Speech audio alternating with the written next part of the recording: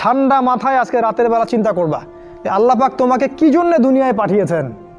একটু চিন্তা করবা, 1 মিনিট একটু চিন্তা করবা যে তুমি পৃথিবীতে নাই, তুমি পৃথিবীতে নাই, তুমি মারা গেছো। চিন্তা করবা তুমি মারা গেছো। এরপর চিন্তা করবা তুমি যে মারা গেছো পৃথিবীর কারো কোনো সমস্যা হচ্ছে কিনা।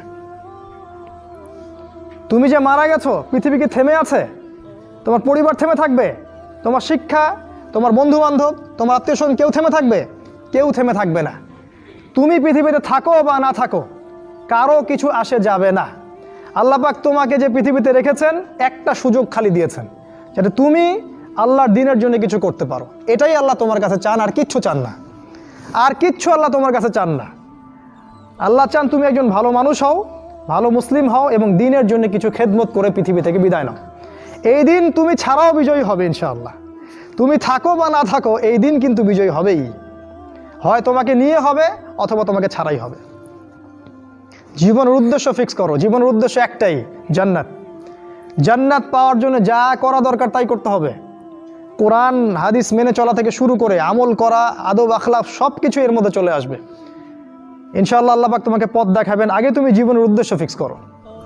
একটা কথা বলি, সবাই তোমাদেরকে বলবে জীবনে সফল হতে হবে। অনেক কথা আমি বলছি আমার ব্যক্তিগত অভিজ্ঞতা থেকেই বলছি। আল্লাহ পাক আলহামদুলিল্লাহ ফার্স্ট সেকেন্ড ছাড়া রেজাল্ট আমাদের হতো না।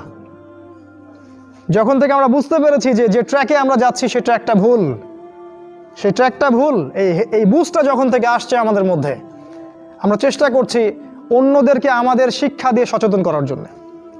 আমরাও ভুল করেছি, ভুলের উপর ভুল করেছি। আল্লাহ পাক যেন মাফ করেন, আল্লাহুম্মা আমিন। সাফল্যের সংজ্ঞা শেখানো হতো আমাদেরকে পরিবার থেকে।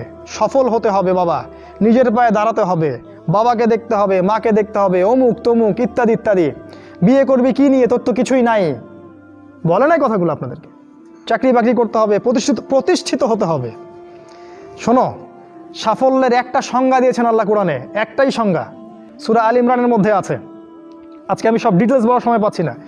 সূরা আল ইমরানের মধ্যে আছে, কুল্লু নাফসিন যায়িকাতুল মাউত, প্রত্যেকটা নফস মারা যাবে এবং কিয়ামতের মাঠে তাদের পুরোপুরি প্রতিদান তাদেরকে দেয়া হবে।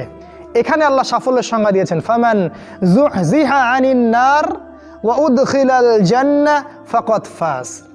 ওই দিন কিয়ামতের মাঠে যাকে জাহান্নাম থেকে বাঁচানো হবে আর জান্নাতে প্রবেশ করানো হবে, ফাকাদ ফাজা, এই ব্যক্তি হচ্ছে সফল। সাফল্যের সংজ্ঞা কোথায় পাইলেন? যদি আমরা জাহান্নাম থেকে বাঁচতে পারি প্রত্যেক ব্যক্তি এবং জান্নাতে যেতে পারি, সেই সফল।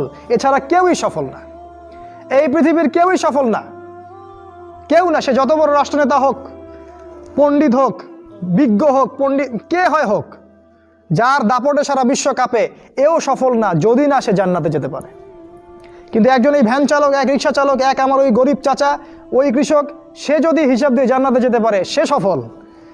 তিনিই সফল, তিনিই আল্লাহর কাছে পছন্দের বান্দা। অতএব জীবনের উদ্দেশ্যটাকে ঠিক করে ফেলো, এটা প্রথম কাজ।